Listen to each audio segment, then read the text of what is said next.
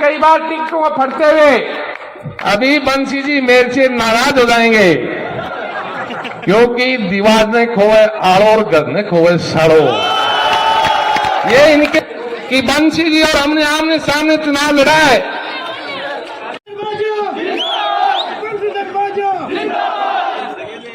आज की इस विशाल आम सभा का सम्मानित मंच, आज की जो ये मीटिंग है वो बंसी जी चुनाव लड़ रहे हैं, बंसी जी के समर्थन में मीटिंग है।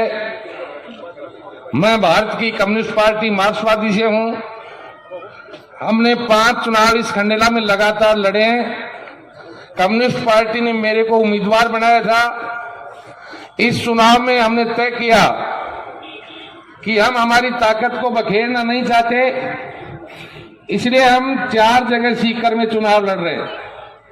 हम लोग वहां भी काम कर रहे हैं, वहां काम करके हम वैचारिक लोग हैं, हमारी विचारधारा के मुताबिक वहां भी काम करेंगे। लेकिन जिस तरीके से खंडेला के अंदर जो 5 रोज के अंदर जो नाटक चला, और माफी के साथ कहूंगा कि आप में भारतीय जनता पार्टी के विचार वाले खूब लोग हैं, लेकिन हमने ये नहीं सोचा था कि जो 5 दिन पहले मोदी का पुतला जला रहा था वो खंडेला में भारतीय जनता पार्टी का उम्मीदवार था। क्या भारतीय जनता पार्टी के नेता हैं? 5 रोज पहले सीकर के अंदर ईडी के सवाल पे अगर मोदी के पुतले के सबसे आगे आग लगाने वाला था तो वो सुभाष मील था, और वो आज भारतीय जनता पार्टी का उम्मीदवार है। क्या भारतीय जनता पार्टी है? कितना बड़ा भारतीय जनता पार्टी का अनुशासन है। जिस आदमी ने, मैं तो ये कहूंगा कि कुण की खुरपी कुण को घास और खो दे नारायण दास। ये 5 साल तक इस खंडेला में मेहनत किसने की? बंसी जी ने की। ये सच है। जब हम लोग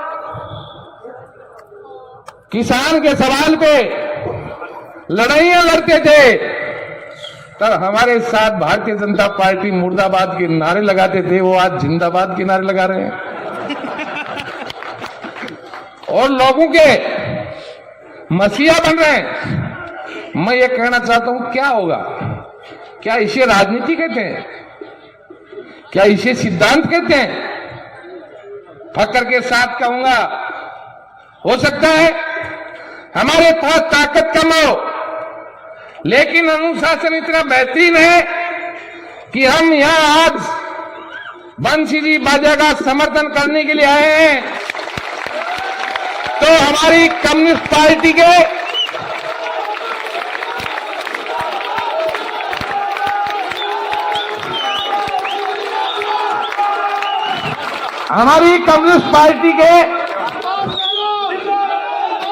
तमाम लोगों की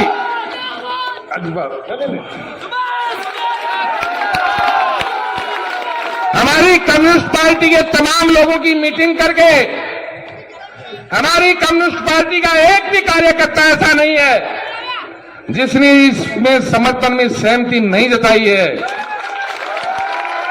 और मैं कहना चाहता हूं कि हो सकता है इस खंडेला में हमने चुनाव नहीं जीता हो, लेकिन ये फक्र के साथ कह सकते हैं कि जनता की लड़ाई हम नहीं जीती है। और आज के बाद हम बंसी जी के साथ मिलके मैं इस मीटिंग के जरिए घोषणा कर रहा हूं, चाहे पुलिस का थाना हो, चाहे तहसील हो, चाहे उपखंड कार्यालय हो, जहां कहीं भी भ्रष्टाचार होगा उसको मिटाने का काम हम करेंगे। अगर किसी गरीब के साथ दादागिरी हुई तो उस दादागिरी को मिटाने का काम हम करेंगे। इस बात का एक चुनाव है मैं तो यही वादा कर सकता हूं कि जो बंसी जी बाजा को वोट देगा वो आदमी कभी भी ये महसूस नहीं करेगा कि मेरे साथ कोई नहीं है। इसलिए हम समर्थन करते हैं। हमारे वोट आते थे, उनके लिए जो मेहनत करते थे उससे डबल मेहनत करके वोट डलवाएंगे।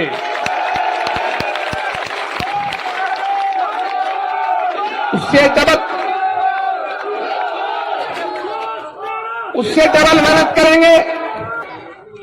और जिस टिकट की आप लोग बात करते हैं वो टिकट तो जनता देती है, वो आपके हाथ में है। आपने देखा है कई बार टिकटों में फटते हुए, और मैं कहता हूं कि अब की बार ये भारतीय जनता पार्टी की टिकट खंडेला में फटेगी। और आप फाड़ोगे। मेरे को बहुत बड़ा नागवार गुजरा, बहुत बड़ी तकलीफ हुई कि मेरे पूर्व वक्ताओं ने यह कहा कि ये संकट का समय है। हवा में दुनिया चलती के हवा के सामने चलता वही मर्द होता है। इसलिए ये संकट नहीं, ये मुकाबले का वक्त है। ये ताकत को इकट्ठा करके मुंह तोड़ जवाब देने का वक्त है, ताकि आने वाले वक्त पे कोई ऐसा व्यक्ति मुंह नहीं निकाले, अरे घर किसका, कब्जा किसने कर लिया।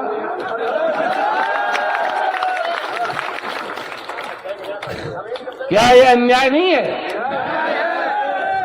इसलिए मैं कहना चाहता हूं, क्योंकि महादेव सिंह जी जिन्होंने घोषणा की थी कि मैं अब चुनाव नहीं लड़ूंगा,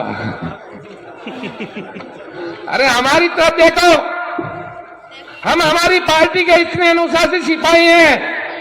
हमने कहा अमराराम, हम चुनाव को एक बार ड्रॉप करेंगे और आपके लिए जी जान लगा देंगे। ये चुनाव जीतने का नहीं, डू एंड डाई करो या मरो, इस बात का चुनाव है। इसलिए आप तमाम लोग इतनी बड़ी संख्या में, मैंने फार्म भरते वक्त 25 साल से मैं राजनीति में हूं, मैंने इतनी बड़ी संख्या नहीं देखी। कल वाली संख्या थी, लेकिन वो प्रेम सिंह जी की संख्या थी। वो सीकर वाले आए थे। अभी बंसी जी मेरे से नाराज हो जाएंगे, क्योंकि दीवार ने खोए आड़ो और घर ने खोए साड़ो। ये इनके साथ सुभाष जी महरिया ने जो किया है, उसी का कारण है कि वो वैसे ही घूम रहे हैं। इसलिए नेता कर सकते हैं, लेकिन न्याय जनता करेगी। नेता उस विधानसभा में घुसने की टिकट नहीं देते, वो टिकट फट जाएगी, जनता टिकट देगी। इसलिए मैं तो एक ही अपील करना चाहता हूं कि आप तमाम तो इस संख्या में आए, तमाम के तमाम अपने आप को बंशीधर बाजा समझ गए, अपने आप को खंडेला का उम्मीदवार समझ गए। इस चुनाव को लड़ोगे तभी आप फतेह हासिल कर पाओगे, क्योंकि उन लोगों के पास हमने सुना 51 लाख रुपए दिए हैं।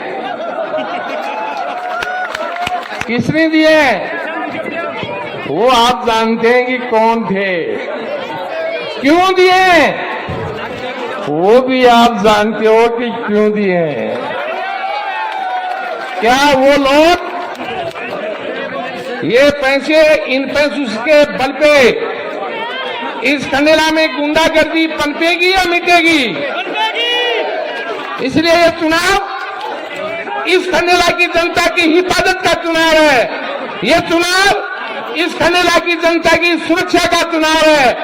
ये खंडेला गुंडों का अड्डा नहीं बने। यहाँ शरीफ लोग इस खंडेला में आराम से रह सके, आराम से आ सके, आराम से जा सके, इस बात का चुनाव है। हम फक्र से कह सकते हैं कि बंसी जी और हमने आमने सामने चुनाव लड़ा है। हमारी वैचारिक लड़ाई रही, लेकिन हमारे वैचारिक मतभेद हो सकते हैं, आत्मीय मन के भेद कभी नहीं हुए, क्योंकि राजनीति में ऐसा ही होना चाहिए।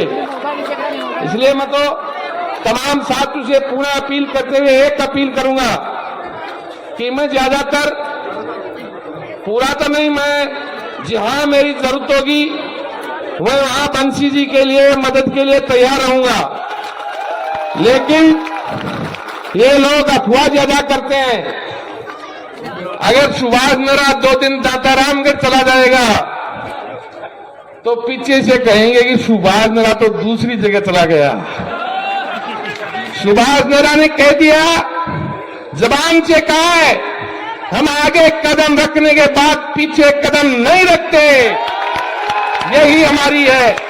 इसलिए मैं तो आप तमाम लोगों से भी यही कहना चाहता हूं कि अगर आपने आज अपने घर से कदम उठा के बंसी जी बाजा के लिए यहाँ चौपड़ में आ गए तो ये आपकी आन बान और हम सबकी शान का सवाल है। ये कोई मान गढ़ेगा, हम तमाम का गढ़ेगा और हम दिखा देंगे कि दम जनता में है या टिकट में है। जो लोग ऊपर बैठ के ये कहते हैं हम जिसको टिकट दे देंगे वो जीत जाएगा, इसका मतलब काम करने वाले की आवश्यकता नहीं है। इसलिए मैं ज्यादा नहीं कहते, ये पुनः अपील करूंगा और आपसे भी मेरी अपील है कि हम लोग जी जान लगा देंगे, हम लोग मेहनत करके और इस परचम को तमाम के तमाम लहराएंगे। लेकिन मैं आपसे ये भी कहना चाहता हूं कि अगर आपका भी कोई दातारामगढ़ वगैरह कोई हो तो हमारी भी थोड़ी सी मदद कर देना।